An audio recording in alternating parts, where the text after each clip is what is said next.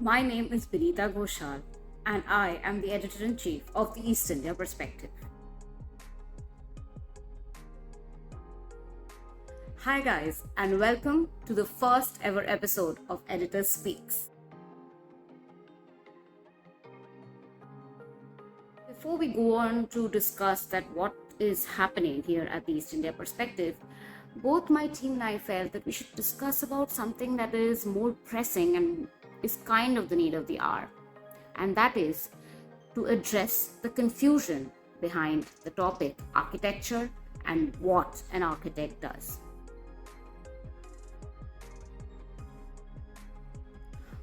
Well, the term architecture or the term architect has been in the dictionary since 1563 and kind of is something that has always been used. In fact, the first known architect of the world was Imhotep, who had designed the step pyramid in Saqqara in Egypt. So you see, it's not that it's a very millennial or a very new term that has come to the market. It has been in the market since quite some time. Then why does this confusion exist? Why do people still confuse between what an architect has to do and how much do they charge for? Why do they charge for? Just for a few drawings? No, guys. So here is where we'll try to solve your confusion. But before going any further, again, let's ask our best friend what they think what architecture is, and that is Google.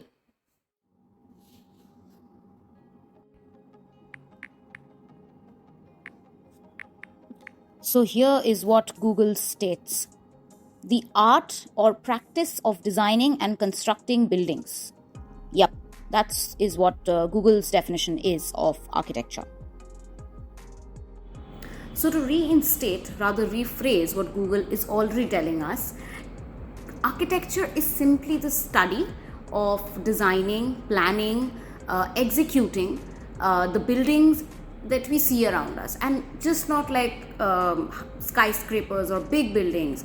We mean anything, residences to commercial complexes to offices, and anything and everything that comes to your mind. That is all that architecture is all about. But now comes the bigger confusion: who is an architect and what do they do? So, as I stated earlier, the term architect is not something that is very new or very modern or very trendy. It has been in the society since very long.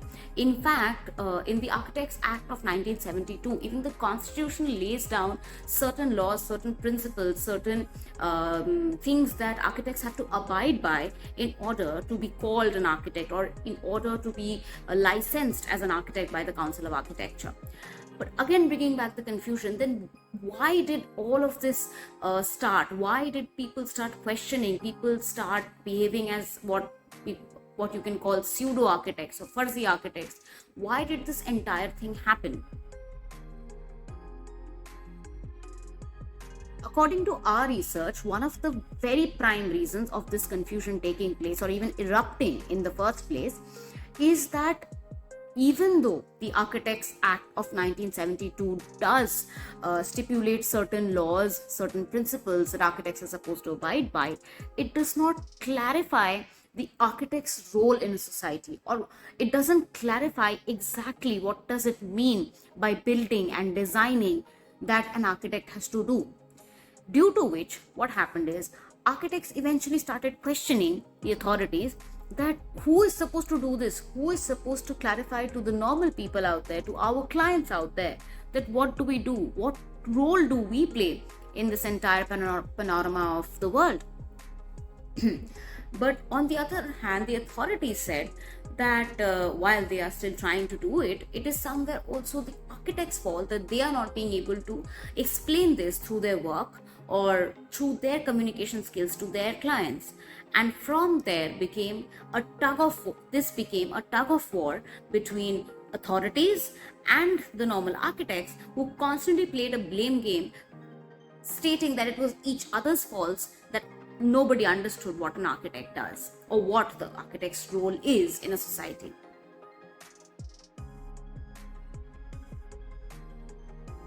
So yes, in the most simplest terms, The job or the role of an architect is definitely to design buildings, but it doesn't stop with buildings. You see, an architect also has the potential, depending on what kind of architect they are, to design a lot more than just the built structure, right?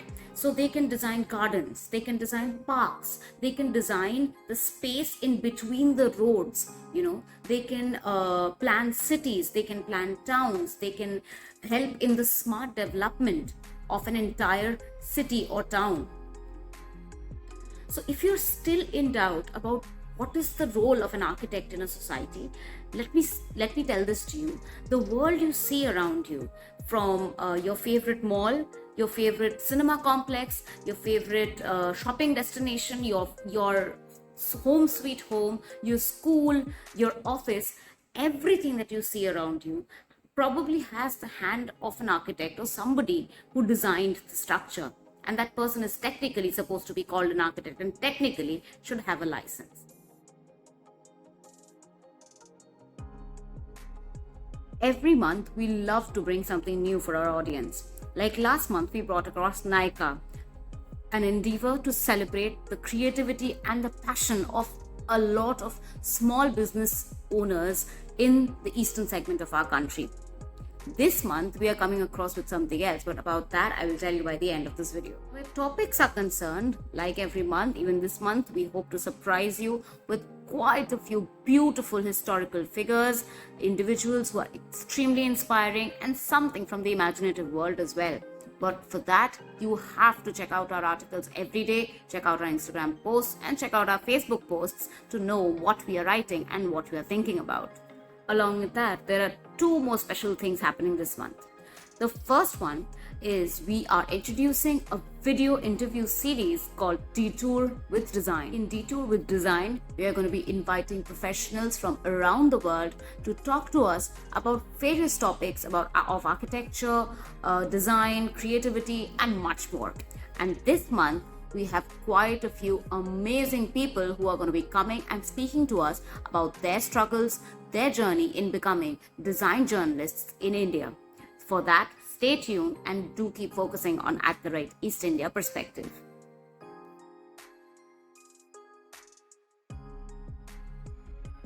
And now it's finally time for the big surprise.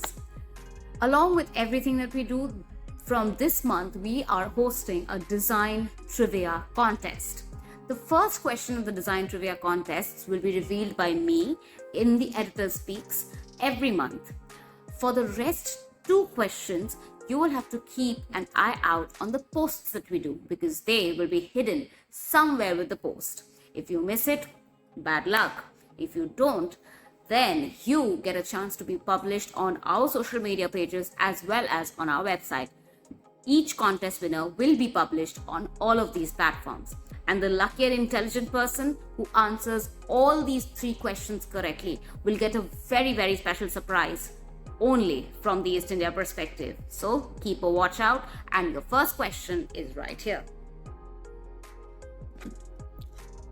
This is an image of a 15th century citadel belonging to the Inca civilization. It is located in Eastern Cordillera in Peru. Now comes the question. What is the name of this famous citadel and who discovered it? It's a 2-part question, repeating again. What is the name of this famous citadel and who discovered it? So if you know the answer to that question, hurry up and DM us your answers @East India Perspective on Instagram, or you can even email us your answers at editor@eastindiaperspective.com. Do not forget that it's a first come first serve basis, so you have to answer quickly, and make sure to keep an eye out for the rest 2 questions as well, because the person who answers all 3 questions correctly will definitely get a very big surprise. We promise you. On that note, we hope you learned, we hope you enjoyed this month's Editor Speaks. This is Bineeta Ghoshal, and I will be signing out.